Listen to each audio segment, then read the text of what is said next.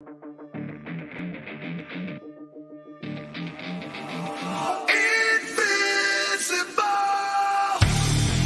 that just put him over the edge? I'm not too sure. I don't think they did well.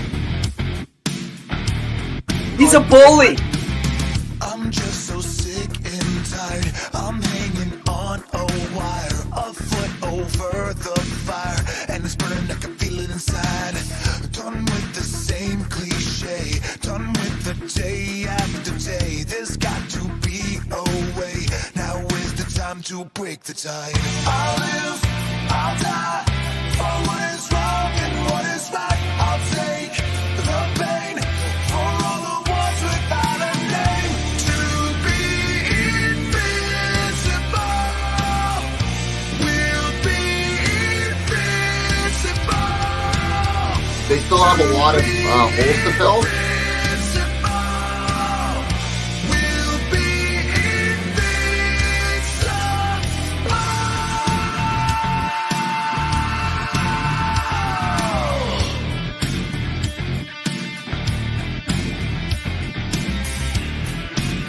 He didn't get fired. He didn't get fired. No, he didn't get fired. He never got his contract renewed.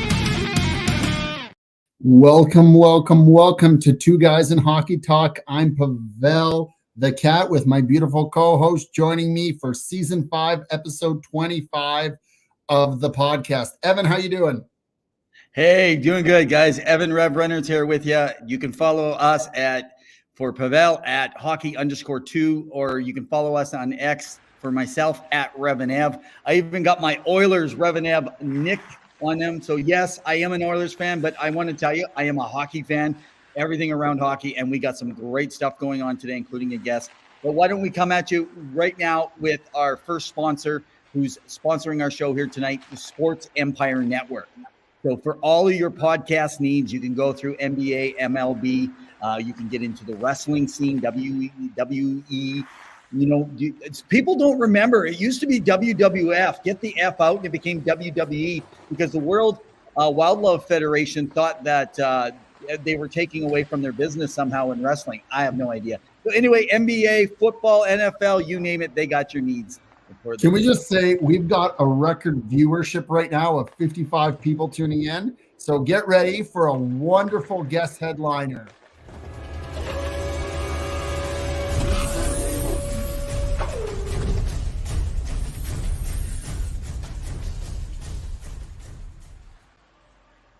Hey guys, we just want to welcome today James Icavone.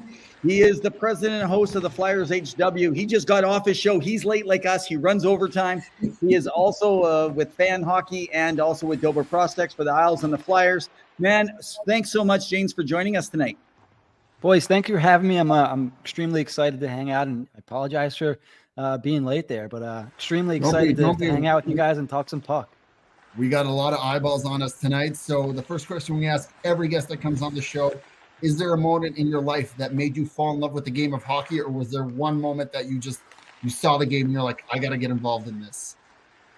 Yeah, so I probably, like most fans, grew up watching the game with, my dad, brother. Flyers were always good growing up, and so they were easy to fall in love with. Unfortunately, of late, it's kind of been the opposite, but it seems like they're turning things around. But yeah, my earliest memories of falling in love with the sport was probably watching games with my father and my brother. And like I said, Flyers made it easy with Lindros, Leclerc, Desjardins, guys like that, Broad Street Bullies and whatnot. So easy to fall in love with. And, it's brought me here talking with you guys. So, I love everything about it. That's pretty amazing. So, go ahead, Evan. No, that's okay. I was gonna say, you're just gonna make us all blush here, James, man. We're honored to have you on here tonight, chatting all things hockey, man. So guys, if you got any questions, you make sure you throw them in the chat, especially around the Flyers here tonight. So let me just kind of throw this out there really quick for all those Flyer fans. There's gonna be some late, and they're gonna ask you questions as well. Might be the same ones. We'll tell them to come back and watch this part. But your all-time favorite Flyer, and we can get those two words mixed up, and tell us why. Oh, that's an easy one for me. I think a lot of people would expect it to be Eric Lindros maybe, but it's Mike Richards, hands down. Loved watching him play. He's a a heart and soul guy. He had maybe bottom 6 work ethic with skill. He was a guy that would do anything for anybody on the ice.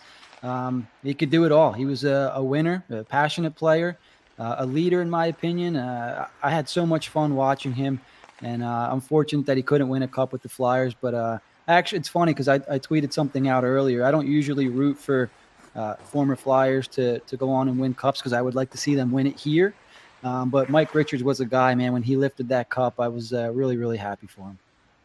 It's incredible to hear, yeah, because I and someone in the chat mentioned, Jordan, that I am also a bit of a fanboy of the Flyers. That's my team out east. I do like the Oilers here because I'm out here in Edmonton.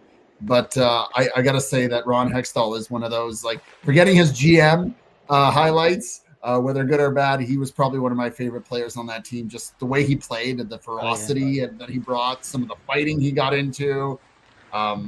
Yeah, it's interesting. So I guess let's get your take on the Flyers, on Danny Briere. We know there's been a lot of clout with everything happening with Carter Hart and his contract being terminated at the end.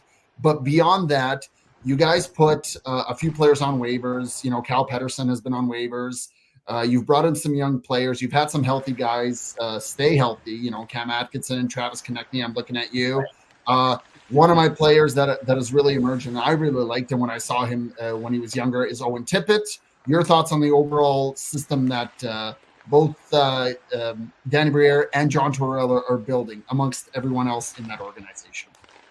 Well, I think what's easy is, first and foremost, the Flyers are watchable again, right? And it sounds like such a low bar. But when first and foremost, I think you're a fan of the game. When you're a fan of the Flyers or whatever team you enjoy watching, they've been so hard to watch the last decade, especially the last 4 or 5 years. And I'm talking about last year, just to be able to watch a Flyers game and enjoy watching them again was huge for me. Because they were very unenjoyable to watch. It was like I would rather watch paint dry most nights. And I'm being nice, to tell you the truth. But since John Tortorella's taken over, he's instilled his personality into the team. You know, if you're not going to work, you're not going to play. And Tortorella sort of embodies Philadelphia. You know, he's sort of a blue-collar coach. It's, you need to work and play responsible hockey first and foremost, play defensive hockey. You need to learn how to play in the NHL first and foremost.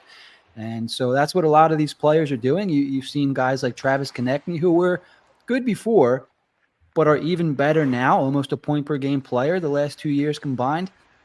Joel Farabee's taken huge steps this year, career highs in goals, assists, and points. Owen Tippett is a guy who the Flyers just traded for, 2 years ago now, for Claude Giroux. Yeah. Flyers fans weren't overly thrilled with that trade. I think they got it was a first-round pick and Owen Tippett, I believe. Yeah. Owen Tippett was a reclamation project, and he's working out for the Flyers. He had a highlight reel goal, maybe a potential goal of the year candidate goal a few weeks ago. And he's a guy that John Tortorella really likes. And we know that he's not usually, crazy for these young kids. But Owen Tippett's a guy. Tyson Forster's another guy who I think surprised a lot of people. In the sense that he's playing the responsible brand of hockey, and it's not that it's come easy for him, but he's made it sort of look easy to play in the NHL. Known more for his shot and his offensive abilities, it's now all coming around. He's putting it all together later on in the season. And I think that's kind of what you want to see from developing players. You want to see them kind of get better as the season goes on. Tyson Forster's a great example of that. So why don't we do this? So I know people are anxious. It's the NHL trade deadline. So we talk 70, 80% NHL, other things around the league. Tonight, most of everything is going to be centered around the NHL. That's where the excitement is, the trade deadline. The Flyers have been active. What I'd like to do is have you update us, everyone, right now on the Flyers activity here already today, and kind of tell us what you think is we should be looking at moving forward here. Wow. So what a day for the Flyers. I think a lot of us, especially in Philadelphia, we kind of have PTSD from the last couple trade deadlines. We've had to sweat it out to the very last minute and then, ultimately be disappointed. And James Van Riemsdyk comes to mind, who somehow was not able to be traded last year. And this year we're they're making moves 2 days before the deadline comes. And, we'll start with Sean Walker, I guess, who was sort of a throw-in in the Ivan Provorov deal from last year. And my first thought was, I've watched Sean Walker, so I'm sure you guys have too. And this was a guy that he knows how to play the game, and it sounds dumb to say as an NHL guy, but this was a guy I thought, okay, the Flyers can do something with this guy. Right. Maybe Los Angeles couldn't necessarily use him because their defense core is a little bit more developed, but the Flyers acquired him, and I'm like, all right, well, this is a guy that they can, give a shot and see what he's actually capable of. And credit to Sean Walker, played his butt off. He's playing his way into probably a pretty big deal this summer, and the Flyers were able to recoup a first-round pick for him. I believe 2025 was the pick they got. But I think most fans thought, okay, this was just a toss-in. It was a cap dump for Los Angeles. And here you go, Danny Briere's turning him into a first-round pick. So very excited, very happy with what Briere was able to do with Sean Walker. If I can real quick, I have the return for Ivan Provorov and what it now looks like. Total return. I'm sorry. Yeah, what's that look like? Yeah, sure. So total return just for Ivan Provorov ends up being the 2023 first, which they used on Oliver Bonk. Now the 2025 first in return for Walker. It was a 2024 second, which they traded to draft Carson Bjarnason, the goalie, in 2023 draft. They have a 2020. They have a conditional pick from Columbus, which they can use this year or next. It's up to Columbus, whatever one they want to give. They got Helge Grans from Los Angeles, Cal Peterson, which is an actual cap dump, and then Ryan Johansson, which we'll see what happens there. He was waived shortly after the trade. Apparently, he didn't get along with Tortorella too well, so we'll see what happens with Ryan Johansson. But that's a lot. Yeah. Wow. And we have some questions from the audience. So before you get to that, to Evan, go ahead, man. Just to add a few comments, because you've led off a lot, so we can get into a lot of different ways, including goaltending. But one of the questions that's really emerged is Jordan is asking, as a Flyers fan, are you happy to see that Johnny Hockey, so he's referring to Johnny Gaudreau, didn't sign in Philadelphia now that he and the Jackets are struggling? And Jack Smith just commenting on your thoughts on saying Walker got a first. Woo! So that's right. Good deal. But your thoughts on Johnny not signing, because that was kind of the rumor, and that when there's smoke, there's fire, and there's definitely a lot of push for that narrative happening before he signed in Columbus. Your thoughts on that? Sure. So Jack Smith is my co-host, and I thank him for chiming in and watching the show here. Thanks for the support, Jack. He's a good dude. So Jordan Roberts' comment there about Johnny Hockey. So I'll be honest, I was all for signing Johnny Gaudreau. It was a different regime, a different direction. Chuck Fletcher was the GM. The goal was to add now, go for it now.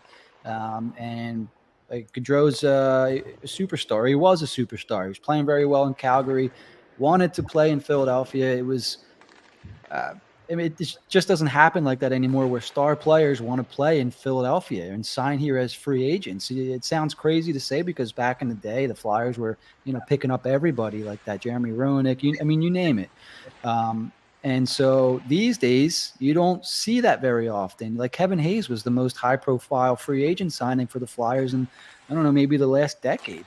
And no offense to Kevin Hayes, but, so when I heard Johnny Gaudreau wanted to play here and the Flyers weren't able to get it done, I was disappointed. Now, it's easier to look back and say, well, thank God they didn't do that, because look what's going on now. So now I guess I'm grateful that, sometimes the best move is the one that you don't make, and that's certainly looking like that's the case there with Gaudreau.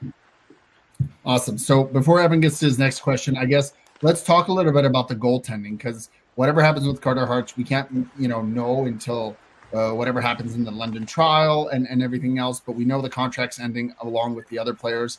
But your thoughts on both Samuel Ersson, who's been really good for the team, although it's a lot to put the pressure on him, but everyone else coming in, and the one goalie that we talked about, the name escapes me, the Russian who got reported for duty for Russian military. Your thoughts on with this prospect coming over from the trade with Ivan Provorov, is there something, or is Philadelphia sneakily maybe going to make a trade maybe for a Markstrom? So I don't know if we're going to be seeing any trades I mean, I haven't heard anything as far as that. I think if they do, so I'll say this first and foremost. I think they believe in Sam Ersson. I think they believed in him since last year. This whole Carter Hart thing, they knew was coming. I think the organization was prepared for what happened this year, just judging by the moves they made. So they extended Ersson over the summer. They gave him a contract extension for 2 more years after this year, which kind of signaled to me, okay, Ersson maybe looks like a guy. He's going to be on the NHL roster for the foreseeable future. And they go out and draft 2 goalies in last year's draft, 2 very good goalies. Zavragin, who's playing in the Russian VHL. I think he's got a goals against average under 2 and maybe lost 1 time all year. Obviously, Carson Bjarnason, who I think had a little bit more of a rougher season this year, but still highly touted. He was their 2nd-round pick. And I think the goalie you're thinking of is Ivan Fedotov, who something with the Russian military. It was all we were talking about for like a month or 2 straight, and now I can't even recall what exactly happened. He technically didn't properly serve his time in the Russian military, right? And he had planned to transition to America to get into the AHL to get some time in, Right. and he ended up playing for a team there, and he ended up being recruited for the military. But Evan can correct me if I'm wrong. Yeah, that's okay. Yeah, the Fedotov, you guys can go into 2guysinhockeytalk.com and pull up. So our Russian writer, Patrick Conway, actually did an article around that if you guys want to go back and check that out. There was some stuff that happened with the Russian government where it was a technicality that they pulled him into. Essentially, they'll be lucky to ever get him out of Russia now. And it's going to be past that prime, right? They needed him in his prime. That's essentially what needed to happen. And with everything happening with the war and stuff, like, what do you do now, right? That's the tough part. For sure. And I think there was talk about his contract being told, and I haven't followed up on what happened with that, but I don't believe his contract was told. So he ended up signing an extension with his Russian team. And there was a whole disagreement there because the Flyers felt they should have still had him for at least 1 more year because he had to serve in the Russian army during the last year of his deal. So I have to follow up and, make sure that because it doesn't seem like he's coming over at this point. There is another Russian goalie, Alexei Kolosov, who is having a very good year. I believe his team is in the playoffs or they may be eliminated at this point, but there is talk that he may come over at the end. As long as his season expires with enough time left in the NHL season, he could come over. He is signed to an ELC. So I imagine that we'll definitely see him next season, if not by the end of this year. And we'll get into it. We have some questions. We have a very engaged audience, Evan. I'm sorry. No. Early questions. So Mitch God is stating Michkov is coming, and Jordan kind of adds to that, asking what happened to Cutter Gauthier, and are you a little bit worried about Michkov, and do you think there'll be fair value if they end up trading him? So your thoughts on Michkov and his kind of progression, his development, and potentially coming over even next year. Your thoughts there, and I'll let Evan ask the next question. Yeah, so I mentioned Flyers haven't had a superstar player in a long time, and Michkov is every bit of that. You watch him in Russia and what he's doing over there is as an 18-year-old, it's sight to behold. We couldn't believe it. We had a little draft party during last year's draft, and we were all kind of ticking off players off the board. When Will Smith went, it was like, all right, Michkov's 1 pick closer. And then Reinbacher went, and you're like, Michkov's going to be a Flyer? And, Briere went up to the podium, and they took him. And, I don't know when he's going to come over. The Flyers are making it sound like it's not going to be the full 3-year wait. He is under contract with it's not Sochi. I think it's St.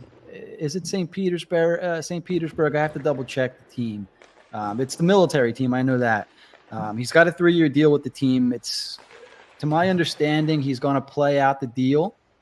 But some of the comments that people within the Flyers organization are making it sound is they're going to try to get him over before the 3-year contract is up. I'm not sure how that's going to work. There was a story with Malkin and how Malkin came over. It can be done. Whether it's legal or not, I'm not sure. So he's on loan right now for HK Sochi, but he was playing for the SK St. Petersburg. Okay. He only played one game. So he got loaned over to Sochi, where in 47 games, he's got 19 goals and 22 assists. Correct. Go ahead. Yep. Awesome. Let's go back just because all the rage and talk right now is around the trade. Let's go back to the Sean Walker thing. I've been in back and forth with a lot of people, and it's always interesting. I think that they did a great. So Jack, I believe is Jack is your co-host, right? Yes, sir. Yeah, talking. And so when he was just saying, "Hey, great, we got a first," it's because there's a lot of people saying, "Oh, he's just going to get a first straight out." And I have to say, there was no way when I saw Tanev go and he's not getting at first. And I was like, I just can't see Walker getting a first on his own. But it was really creative how they take on Johansson, which gets them that because they're giving relief to another team. And essentially, it doesn't really affect Philadelphia, other obviously than cash flow and stuff. But as far as it fits within their cap, they're able to, whether they waive, they don't waive, they keep them up. That was a real creative piece by Briere. Oh, yeah. And it's funny because we had mentioned that on our show earlier today. We were so used to just vanilla trades with Chuck Fletcher, doing just the obvious moves or, sometimes waiting too long. And, it's just a lot of what he didn't really make sense for the now and for the future. So to have a GM like Danny Briere in his first year, and they groomed him for this. This is not just a former player, sitting on the couch and the Flyers are going, he was a Flyer before, let's make him GM. He was groomed for this position. They sent him to business school, a school in Philadelphia, Wharton School of Business, which is very, highly touted business school. So he was groomed for this role. And, whether we should be surprised or not, he's been very creative. He was the Cutter Gauthier deal, for example. That's a position he wasn't supposed to be in. He made the best of it, getting a guy like Drysdale on a second-round pick. The Ivan Provorov deal, which we talked about, and it's the never-ending deal. Like, you just keep getting more for it. And this one today with Sean Walker, I thought the same thing you did, Evan. After that Tanev deal went down, like Tanev didn't get a first. Wow, is Sean Walker going to get one? I don't know. So to find a way, which I think is something I look for in players, coaches, GMs, find a way to get what you want. And that's what they did today. Taking on Ryan Johansson. We'll see what happens with him too. I'm still intrigued. Is he going to report to an AHL team, or how's that going to play out? Regardless, they found a way to get the first round pick. Yeah, the one thing I will say about the Tanev thing is that there was a first offered from reporting. It's just Calgary decided not to accept that and not to accept the player that came along because they didn't want to hold on to that expiring cap that was coming with it, right? So they went with Dallas with what they believed was the best choice. But there's definitely an interesting take with the moves that were made today, given the story, both for Sealer and Walker. So we'll see how the Flyers go. What do you think, if anything, is left to do for Danny Briere by tomorrow? Because we still have a little over 24 hours before the trade deadline ends. And we always know some of the trades trickle in right after. What do you think he can do, would do, or should do? Sure. So there's a lot of I think people are more so afraid more than anything in Philly because we haven't really been how do I say this? Management hasn't exactly been honest the last few years. They'll say one thing and sort of do another. And, there's just a lot of mistrust, and it's really affected the fan base. If there's one thing I can say about Flyers fans is they're smart. They realize the thing that I think probably most fans want from an organization is just honesty. Right? Because we know only one team can win the cup every year. We know what a cup contending team looks like. I mean, Edmonton is a cup contending team. Are the Flyers even close to Edmonton right now? No. So just be upfront and honest with us. And we didn't really get that. We didn't really hear much of anything from Ron Hextall when he was here. And Chuck Fletcher, the Flyers were very corporatized the last however many seasons. And there was a huge disconnect between the organization and fans. So huge credit to Keith Jones and what Danny Briere and John Tortorella, because even he's been honest with fans. He doesn't hold anything back. And that's been their biggest difference so far is the honesty. So I think it came out on maybe one of the Elliot Friedman shows that the Flyers would explore a backup goaltender.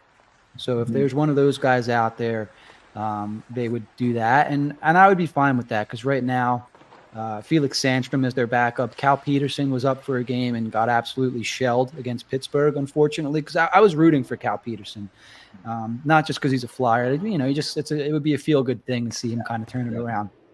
Didn't happen.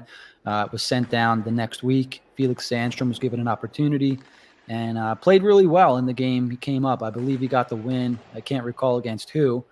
But he's another guy. The Flyers have had him in the system for a long time. You'd like to see it work out.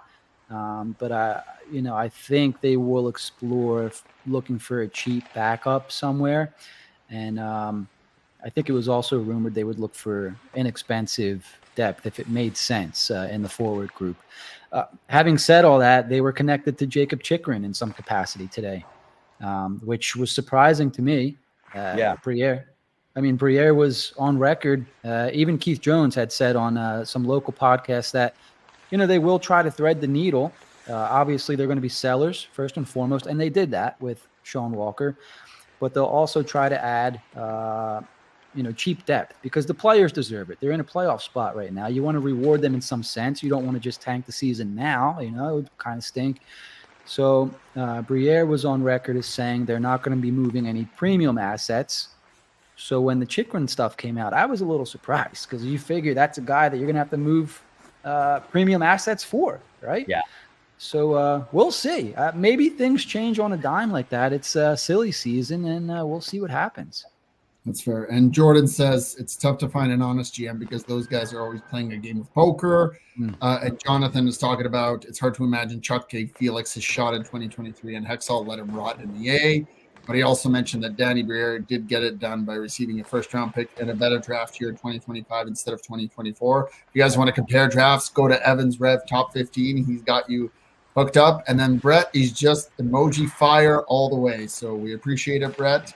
Thank you. James is bringing it, man. James is bringing it. Well, let's just quickly, we only got a few minutes left in our segment here with you, James. Before you go, and again, we appreciate it, guys. We would like to kind of get your feedback. So we're going to be at the draft. Well, not Pawel. His wife's going to make him stay home and take care of the kid. So in the meantime, I'm heading down to Vegas for it. I've got it all set up so we can be there. However, there's always a show now at the draft, and this might be the last in-person draft that we're also dealing with. However, do you think that there's going to be some movement at the draft this year in the offseason? Because where are they? They're not going to be trying to tank next year. Obviously, they've taken a different approach because Torts has got some great miles out of all these players, young players, hardworking players. These guys remind me. Let's go back.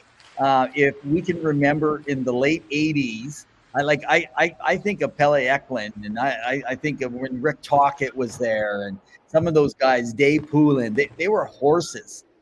They were checking, they were connect, and a lot of what I watch with the entertainment is around there. So, do you think they're going to surround him? Do you think they're going to be a player and some younger players maybe that they could build for the future this summer? Because I see only 83,000 in cap space right now. And you only got a couple UFAs now. Yeah, it's definitely going to be something to watch. Usually when you have first-round picks, you're like, okay, great. We can get a good young player. And they still can.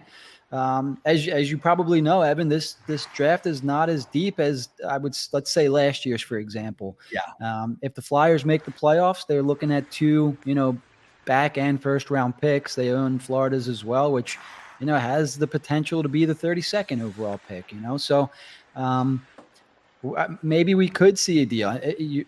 Maybe we're seeing evidence of that already with the Chikrin deal. Maybe they're kind of kicking the tires now and potentially working something out for over the summer. Chikrin's got another year left. Maybe it doesn't make so much sense to do now. Maybe when you have, the off season and the draft, when all the fun stuff goes down, maybe that's more of a summer trade. So, the Flyers want high-end draft picks. The organization lacks high-end talent. After Michkov, as it's been well documented in your comments section, Cutter Gauthier was moved. He was a high-end offensive talent. So I would say, that it could be a possibility that maybe they move on from these first-round picks if they can bring back a player, let's say, of Jacob Chikrin's caliber, 25-year-old, potentially top-pairing defenseman. Yeah, I would say that's absolutely a potential possibility. Oh, you're muted yourself there, Pawel. I apologize. That's I it's can't great. Sorry. even handle your own voice. I'm running too many things at once. Jordan says he's going to crash your event, so keep an eye out for Jordan because he's going to tackle you when you're on the floor for the NHL draft. Now I know that there's been so much news not only around the Flyers but around the NHL that we wanted to quickly get your thoughts on Sean Couturier being named 20th captain in the franchise history and what he brings in terms of leadership on and off the ice for the franchise. Well, first and foremost, the guy deserves it. He's been a Flyer since he was 18 years old. I believe he's 31 now. I could double check that, but he's seen it all. He's 31, so he's seen it all with this organization. He's been here through some of the best times when they've had those playoff series against Pittsburgh years back now, and then he was here through some of the worst times. He's put his time in. He's one of the best defensive centers in the NHL. Won a Selke Trophy. Can still play. So the first word that comes into my mind now is adversity, and the guy's faced a lot of adversity. He hasn't played hockey in 2 years until this season, and it's funny because it only took him a couple weeks to get up to speed, and he looked like the old Sean Couturier. He had multiple back surgeries, and so just to see him persevere through that, and it was I think we all gave him a little leeway, like, all right, Coots, it might take you a little while to get going here, but Tortorella, I think, demanded, like, hey, this is the player that we know you are. This is what we need, and this is what we want. And Couturier answered the bell. He's deserving. He deserves it. And I think we're all really happy for him. We just, it's a little bit late in the season now. He might be losing his legs a little bit, so it's we'll see. Hopefully, you can find him again and get going here. Well, that's great. A lot of time off too, right? We're gonna finish off here with one question each before we let you go. We appreciate your time. And again, people, if you're looking, James, they can find you at your Twitter handle at Jim Ike HW. You're the president and host of Flyers HW and the scout for Fan Life Hockey. Is there anywhere else you want people to kind of go check you out, check out your material, where they can follow you or connect with you in any sort of way? Yeah, sure. So we have a site, hwhockey.net. You can also find my work over on Dopper Prospects for the Flyers and Islanders. There are prospects there. And the easiest place to find me is on Twitter at JimMikeHW, which you already got there.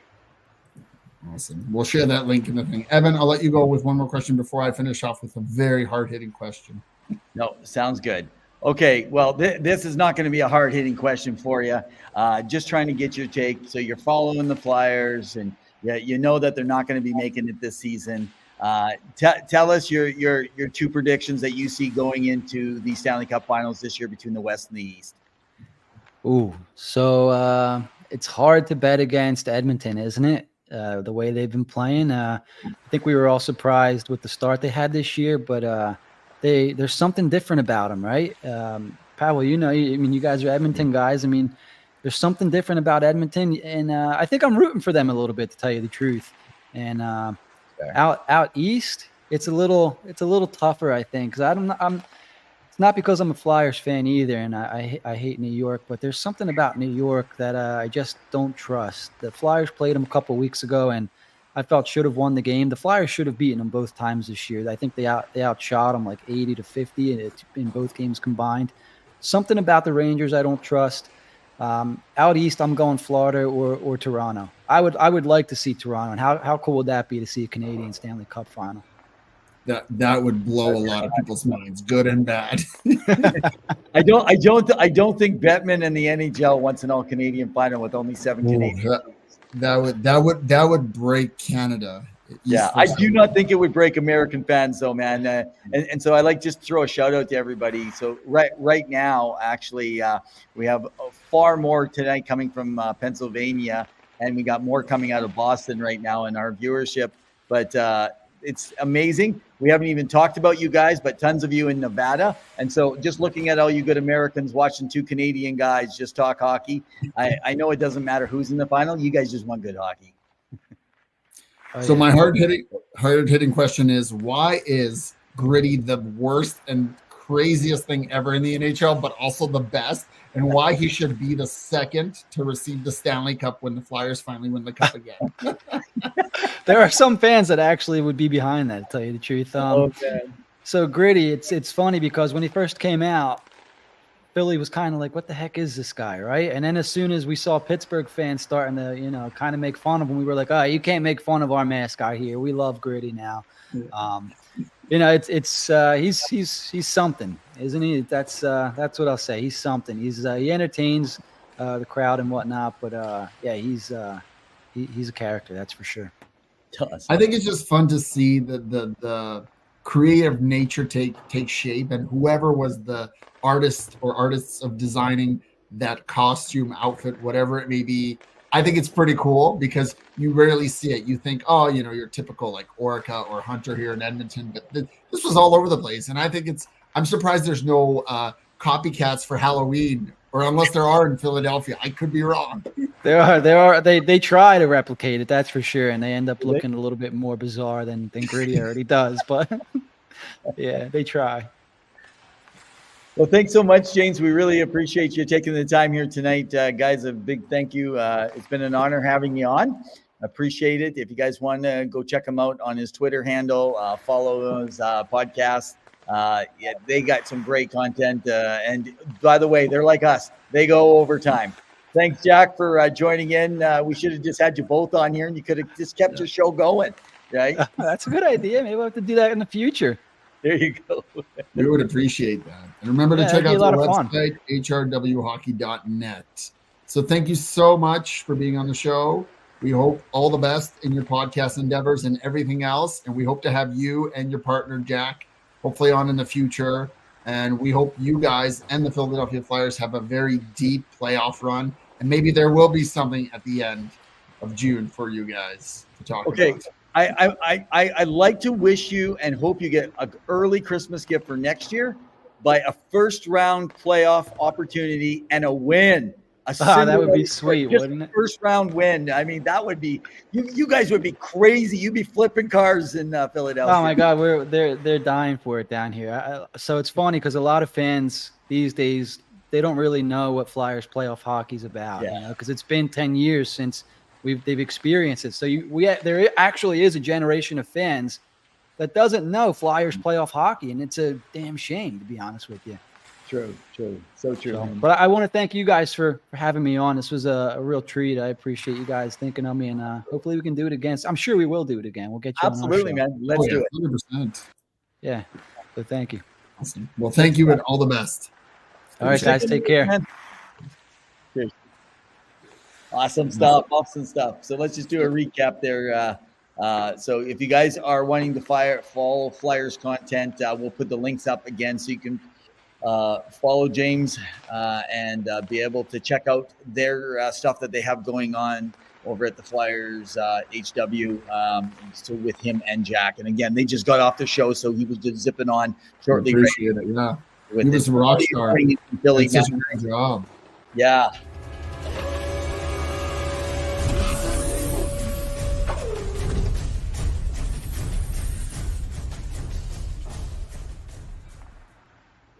All right, Evan, we've got a lot to talk about because trade deadline seems to have moved up 24 hours, and there's been a lot. But before we get to everything NHL related, is there anything else you wanted to chat about beyond around the rink, perchance? Yeah, man, all the stuff going on. So one thing I did want to, and we don't need to go to a segment on it right now, is I just want to put it on. There's a Gavin McKenna watch right now, future 2026 going. The guy's going to be about to set 100 points. He's at a 1.51. I want you guys to realize he's a 16-year-old kid playing in the WHL. 16 years old. The only person he's come close to at 16, just under points per game, but he only played, I believe, Bedard played about 28 games because it was a COVID season, so he didn't get enough games. to count, but to be able to play at least 55 or more games, that is Gavin McKenna. He's the number one all time in the WHL at 16 to be able. So I believe he's at 86 points right now already at 1.51 points per game. Jordan says, Evan, he's from the WHL. 30 goals. Absolutely. Yeah, the good old WHL. There you go. And it's a Yukon boy. So, all right. So it's been a busy day for a lot of managers. A lot of people are getting into the trades. Let's dissect a few of them that have happened. So, okay, you start doing that. I got to go grab my drink. I got to get some more. All right. You start opening up. Okay. So the first trade that we had take place a few days ago, but we're just reporting on it now because we're a little bit on the delayed side because we're only here every Wednesday nights here at 7 p.m. Mountain Standard Time. We bring you our live information about what's been happening, but it was Anthony Mantha going over to the Vegas Golden Knights for a second and a fourth. The other big trade in the NHL today, Adam Henrique and Sam Carrick going over in a three-way trade with Edmonton and Tampa Bay. And we've got Anaheim getting a first, conditional fourth, and a seventh. And I think the fourth, it's a fifth, it becomes a fourth, depending on how far and how well Edmonton does in the playoffs. But that's where we're at with those two trades. So your thoughts on the Edmonton Anaheim trade for Adam Henrique and Sam Carrick? So I think they got the guys that they wanted. They wanted Henrique. I'm not really impressed with Henrique's face-off value on the third line. But he's been playing up, and maybe some of that face-off percentages. Some of you guys have probably followed him even closer than I have. If you're a Ducks fan or you're just an Henrique fan, he's a great two-way defenseman. It's going to really prepare them for the playoffs. Carrick is going to be that fourth-line centerman for them. It's interesting. So Henrique is more of a left wing. That's predominantly, but he's been playing a lot of center. But they'll actually mark him on all your stat lines as a left wing. But he can play both wings. He's much like a lot of the other players who will slip in and stuff. So you're looking at your third and fourth centers. So that means you move McLeod, right? So McLeod's going to be able to either move to the wing on the third, or he's going to be able to move up there on that second line around it. Well, Jordan says he's 53% playing for the first line center for the shitty Ducks. So, and Anaheim is struggling, and he is. Yeah. So I actually, it was on the PK. I'm actually referring to. My apology. Thank you, Jordan. So he's actually 46 point something percent. Get Jordan on the show and get rid of you. Yeah, well, but good for Tampa Bay because they do have that LTIR from Mikhail Sergachev. And of course, there's that conditional fifth becomes a fourth. Hang on, did you just jump? We were talking about the Oilers trade, and you jumped to Tampa Bay.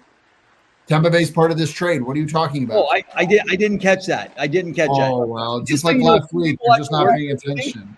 Some people work for a living and have to work all day long, half an hour before the podcast. Okay, well, let's jump over to the other side because. Well, before we do that, though, I do want to say that there's a lot of Oiler fans freaking out over the first round draft pick. This is why I agree and I disagree. Number one, it's not really that important if you're not getting a better player yet.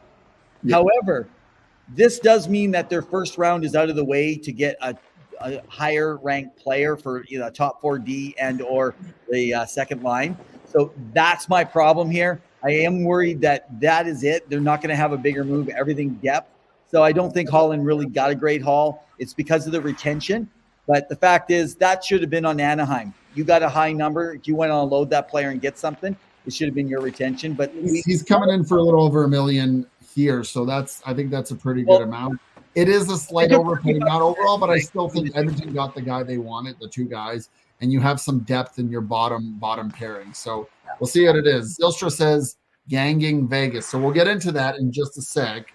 But we've got a trade with the Rangers in Seattle where Alex Wenberg is heading over to the New York Rangers in exchange for a 2024 second-round pick and the 2025 fourth-round pick that originally came from Dallas.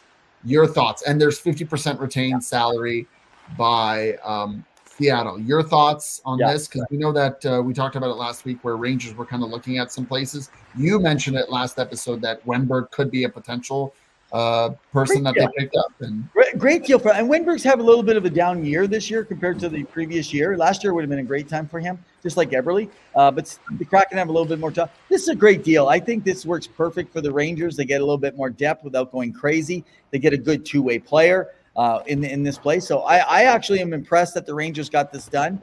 I'm interested, though, that the Kraken didn't actually try to kind of hold on a little bit longer and get a little bit more. But yeah, they're kind of in that middle of the pack. We don't know what could happen. Yeah, exactly. But I mean, Ron Francis is playing the long game here, and they've got a few UFAs coming up, including Jordan Eberle. So there's definitely going to be some interest there. Now, I want to get to the big one that was announced, and thus far, I don't know if the details have been announced, but it sounds like Vegas will be acquiring Noah Hannafin from the Calgary Flames. We don't know the return yet, unless it's been posted. You guys can let us know in the comments section. But your thoughts on Vegas, given that Mark Stone is out potentially until the postseason. He may return in the postseason. And with Jack Eichel potentially returning, but it also sounds like Alec Martinez is potentially on LTIR. Your thoughts on Vegas loading up again and going for the big fish? Hey, this comes down to what Leah Hextall said a couple seasons ago coming on. She already knew that the WHL general manager, Kelly McCrimmon, man, is an ace. Edmonton tried to get him before they had gone with their boy in Ken Holland.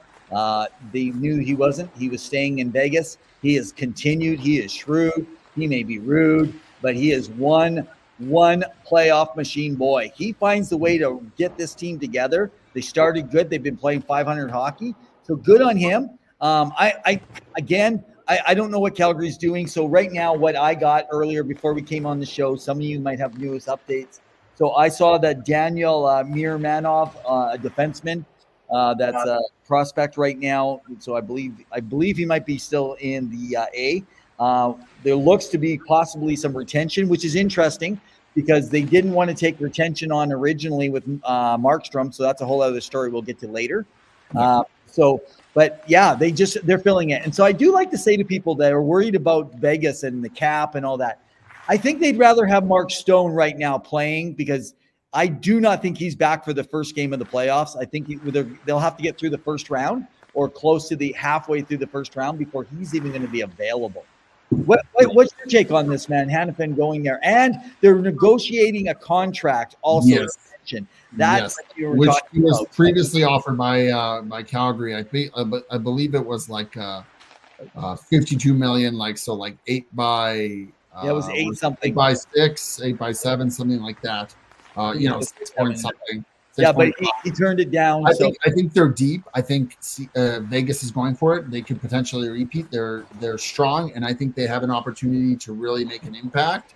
Yeah. They've struggled in the last few games here, but I think they're going to be a threat once the postseason begins. Go ahead. So having said that, let's just carry on a little bit further from this. So I'm trying to figure out how they're going to fit everything into the cap. Not right now for the season, but like to be able to sign him and do all this other stuff. They're okay to sign him right now, but they're going to have to move players. And so there is now rumors swirling out there that they are in talks with Pittsburgh to unload a defenseman over to Pittsburgh. And so that will be interesting if something's going to be happening because right now Pittsburgh, of course, we've always talked about some different teams for Pittsburgh. We'll talk about that in a little bit. Nashville, Vancouver, Florida, Edmonton, and Vegas. Edmonton's being said by Frank Saravelli that Edmonton has nothing to do with it. Other people just don't think that they have what it takes to pull off. They could take next year's first round draft pick for Getzel if they really wanted to. I honestly, if you already did what you did, you gave up a first this year. I see Edmonton trying something more, but I still look for them getting a second right wing. But yeah, so Vegas has got something else up their sleeve. They're not going to be sitting at. They still got more to go. Yeah. So Troll Jones, I don't know if that's your real name or if that's just your handle. Flyers got a first for Walker. What's your take? So we did talk a little bit about it earlier with our guest, James, but I did want to get your thoughts kind of with this trade for Colorado. Because for me, I think Flyers did very well here, but also giving Johansson up to the Flyers and immediately being put on waivers. Because he's still got one more year of that cap hit for next year. So your thoughts on both that trade and Colorado's take on it? Okay. Can I just come back? I just saw a tweet here. This is really interesting. I never even thought about this. Right now in Vegas, so they got Theodore, Petrangelo, Martinez, Haig, and McNabb, and now they have Hannafin. Like that's their 6. Oh my God, that's crazy. But I just said that what's his name? Martinez is out. LTIR. Yeah. Yes, yeah, that's right too. Yeah, so he's been off for a while. Is there an expectation timeline for him to come back? Well, if it's LTIR, it's going to be more than 10 games or 24 days. So it's possible that he could be out. But I didn't hear more details, so you guys can let me know. And Phil Jones is saying it was a salary dump, 100%, because they don't need a center. I mean, you could, but it looks like they got their first. Go through waivers. I don't think he'll pass through. The one team that I thought low-key may try to go for Johansson is Boston, but unless Boston's working on a deal with Lindholm, I don't think they're going to go for Johansson. But I just thought, but Colorado, so they did that, and they also traded for Casey Middlestat out of Buffalo for Bowen Byram.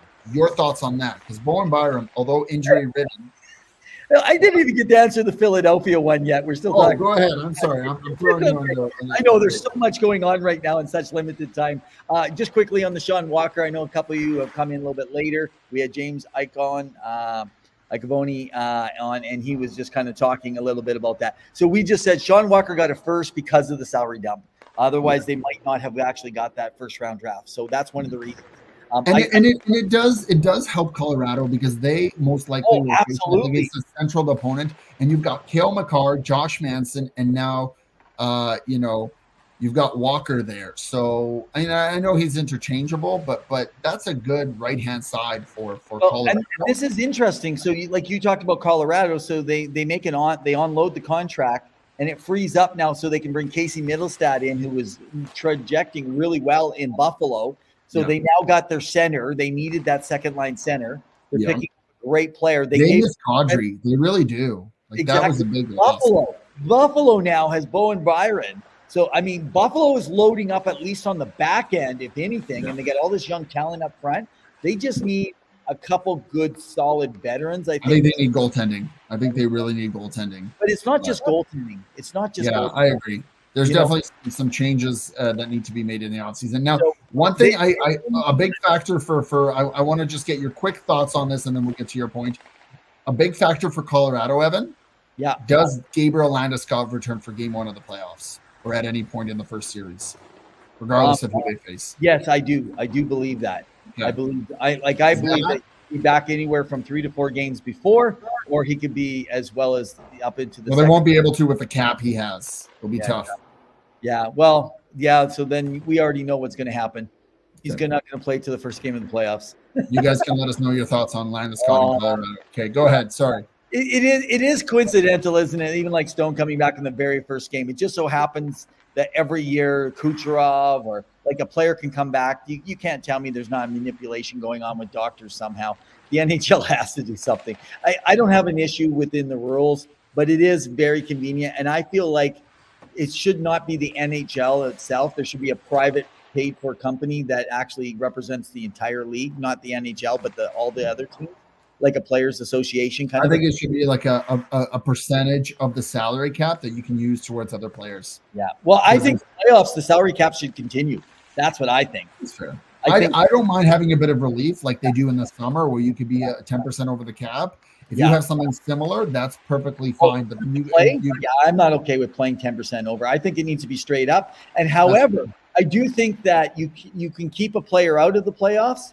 So if they're injured and you want to bring them back, but they're going to put you over, you can choose not to play them and it wouldn't count against the cap. So, for example, Mark Stone or Kucherov couldn't have came back then, right? If they put them over, or they're going to have to take someone else off and put them on not a waiver, but like say a playoff, sitting them on the side. Anyway, that's something totally different. Now the trade go ahead. I'll let you go. No, you go ahead. So now the other trade that happened, kind of it snowballed this whole effect, was Vladimir Tarasenko heading over to the Florida Panthers. That's amazing. For a conditional 4th pick, 3rd if they win the Cup, the Panthers, and a 2025 3rd-round pick. This is, Evan, Steve Staios' first trade as the new general manager of the Ottawa Senators. Your thoughts on the trade, and what does it look like for both sides? Knowing that Tarasenko did have a no-trade clause in place for a few teams. So So it did have to be. what I'd like to know is when they got Tarasenko, what did they pay for him? Do we actually have a record of that? He was assigned as a free agent last year for 5. Oh, that's right. Spirit. And Joseph Wool is also commenting, already crying, go Knights, go. Yeah, no, I mean, listen, I'm going to say one thing. People are complaining about cap subvention, and it doesn't look pretty, but they're using it to their advantage, and there's no issues. And if the NHL has approved of the trade, which all trades have to go through Gary Bettman, then clearly they're doing it right. And, I think it was a doctor that spoke with Elliot Freeman about the broken or ruptured spleen for Mark Stone. That is a very painful thing to go through. That's not something easy. So, people complaining about it, but if he can get back in time, it happens. But yeah, your thoughts on Tarasenko? Yeah, no, I'm kind of looking at that, right? So you got a 24th, 4th round. So let's just go early. Condition, yeah. Yeah, well, it's actually from Florida, so it's conditional. But let's just say you get it. Let's go with this, right? Florida's a pretty good team. They're loading up. That's really good for them. So let's just say you get that 4th round. So you are talking, let's just call it 30 times 4, 60. You got 125th to 130th pick. And then when you're dealing with the 25 the following year, 3rd round, so you're dealing probably at least with a 90th overall. That's not a lot of anything for Tarasenko. You couldn't have got like a good prospect. There's something to bring into your system, someone to compete. I think this was a really weak move. They just were unloading some cap, maybe financially, because the owner's like going broke already. He's trying to pay off a team and it's not winning. I don't know. I feel bad for Ottawa Senator fans. We got Go Caps Go, which I wanted to quickly make a mention for the Washington Capitals because they're kind of retooling quickly and well. So Go Caps Go, but he also saying good night. So thank you for tuning in. We appreciate it. We'll get to what happened with the Washington Capitals, but a troll is asking all trades have to go through Bettman. That's already sounds corrupt. Not Bettman per se. It is through the NHL offices is what I meant, right? So the legal team to make sure everything adjusts. As for the Caps, I do want to get your quick thoughts on Rasmus Sandin, who was traded from Toronto, from Toronto there, just signed an extension, and he has signed for, let me just take a look, I think it's 5 years, 4.6. He's a right shot defenseman, young guy. And Go Caps, our next stream is next Wednesday, every 7 p.m. every Wednesday, Mountain Standard Time. So depending on where you are, and we appreciate you coming in. We want to know your thoughts. We love to hear from Caps fans because there's always stuff going on. Can Ovechkin beat the record? Do they get rid of Nick Dowd? There's a lot. Jordan says that the Knights cheating to get another cup. If you ain't cheating, you ain't winning, right? And thoughts on the Mantha trade. So we already talked about it, but I brought it up. Your thoughts, Evan, on the Mantha trade to Vegas, because that's another winger they picked up. For a conditionals or for a 2nd and a 4th. Yeah, isn't that and again, I mean, I get the Washington doing it, they're making some moves, but you've got to think, I get the 2nd round picks, but it's just like, what's a 4th going to do for you? What's your percentages of getting something? I get that they want to move on from Mantha, but this is making it harder and harder for Ovechkin to actually get to the place he wants to get to in his scoring. The team is just weakening the team more and more. I am shocked there is not more prospects within systems that are being traded in some of these trades. There's obviously something that's happening. It's in the air. The Kool-Aid everyone's drinking is, grab a 4th round, grab a 5th round, grab a 3rd round. As I've said, I'd gather 2, 3 3rd rounds, get myself an extra 2nd. I take my 2 seconds and try and get into an upper 1st. I take my upper 1st with my own 2nd or 3rd from the next year, and I trade it in to get higher with my 1st in the later rounds and move it up to get my other one. And then I get in the top 20 because that's where you want to be, man, in the draft. That's fair.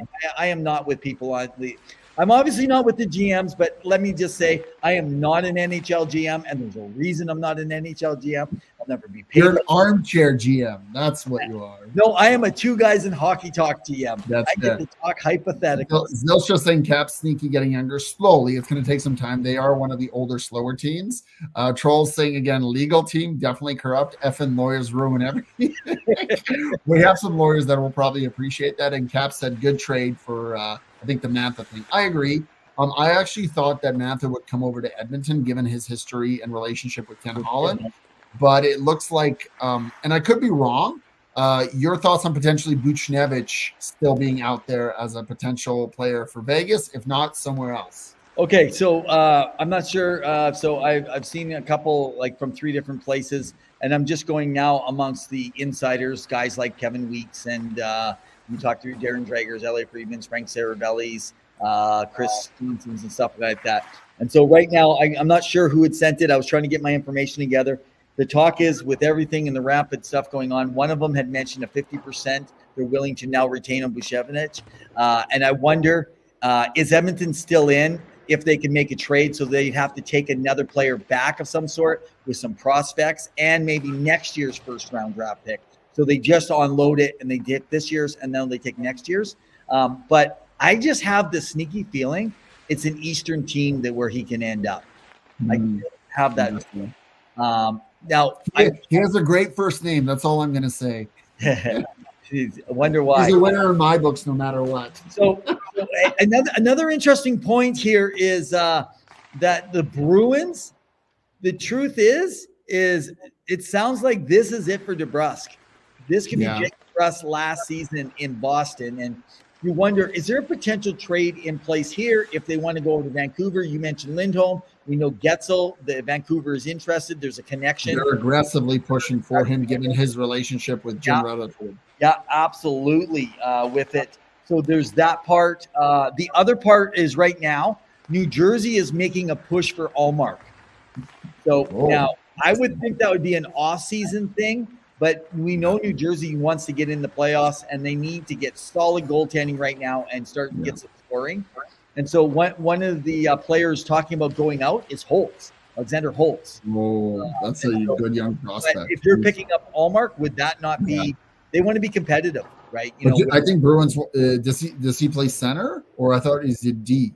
Holtz. I believe Holtz is a winger, actually.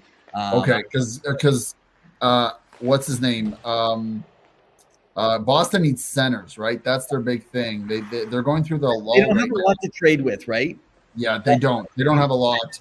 But if they could unload Allmark with Holtz comes in at a cheaper price. Could they then? They don't have their first, second, or third this year at all. And could they then pick up Lindholm because they can actually have some money to make a run this year with a good team, right? I don't know if it's the right idea. The other thing is Chicago. There is talk around Chicago with the Toronto a wrap, and there is rumors. So all you Maple Leaf fans have probably heard around this about Colton Parayko for possibly Brody and Robertson. That's another rumor that's kind of exploding. I don't know how legit that one is. I'm debating that one from the circles. It's only been one source that's kind of been out there around that. I always don't like to mention some sources. I don't always give them credit. I don't trust that one, but it is an interesting story. But if that is true and Parayko is available, I'm surprised, though, then Edmonton is not trying to grab that one. He's got quite a few more years left, though, at a high ticket price. Take out your first for next year. $6.5 million, I want to say, for another few years. So he does, but I mean, if you could unload a player that's at a higher contract that can take you for the next few years, and with the cap increase, I think that and some retention, who knows? Loser, but I can't see Parayko going though. I just can't. So okay, here's I'm looking at the time, man. We've done just like they did earlier today. If they played in the NHL, who would have a better hockey look? The Ginger from Spin Doctors or Michael Stipe for REM? I don't know who the Ginger from Spin Doctors is, but I think I know Michael Stipe from REM, and I'm going to go with him. But your thoughts? I got to look this up. I don't know the Ginger. Well, I'm going to go with the. Yeah, well, I'm going to go with the Ginger. I have no idea who the Ginger is, but Ginger always wins, man, because they got tempers. The red wins. I don't know. Zilcher says is he the Ginger because he's got red hair? I'm not too sure who that is. Oh, this guy. Okay, I will. Yeah, that. I don't know. How is their puck handling abilities? Can they dangle? Okay, and finally, we're gonna have to call it a wrap. Final thoughts. It sounds like Martin Popisil of Calgary Flames has been suspended for 3 games on his dangerous hit on Vince Dunn in the Seattle game. So I wasn't surprised that he was going to get suspension. It's just I think it's a first-time offense for him. So, but there's definitely that, and I'm sure we're all going to have a civil discussion about how correct the NHLPA safety player safety got it right. So, but Evan, any final thoughts before we wrap up and before we got one more full day of the trade deadline tomorrow, or 2 more days technically? See, my mind is all over the place. It's by Friday. Yeah. Oh, we're losing you for a second. We got you. 2 more days.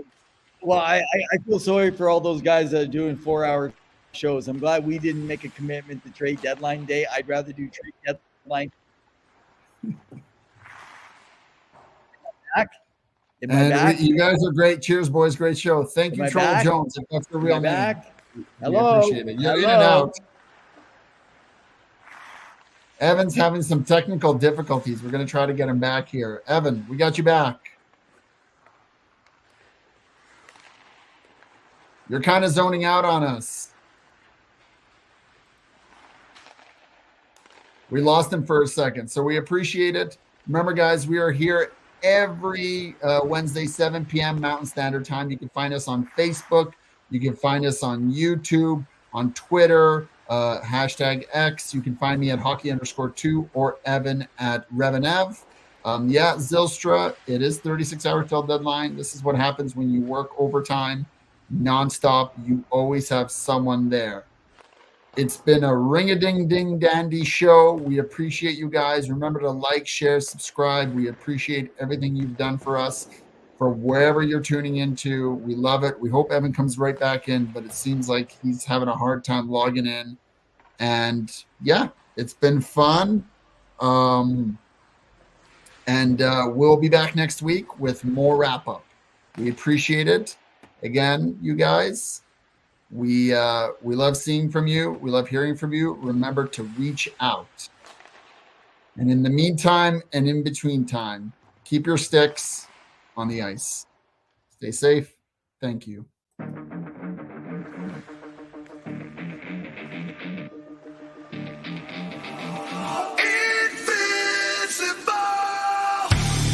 Could that just put him over the edge? I'm not too sure. I don't think they did well.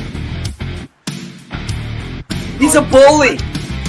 I'm just so sick and tired. I'm hanging on a wire, a foot over the fire, and it's burning. I can feel it inside. Done with the same cliche. Done with the day after day. There's got to be a way. Now is the time to break the tide. I'll live, I'll die for what is wrong and what is right. I'll take the pain for all the ones without a name. To be invincible, we'll be invincible. They still have a lot of holes to fill.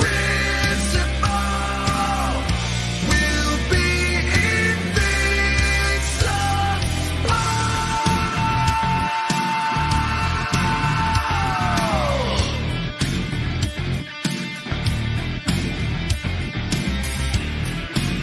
Every He time didn't get fired. He didn't get fired.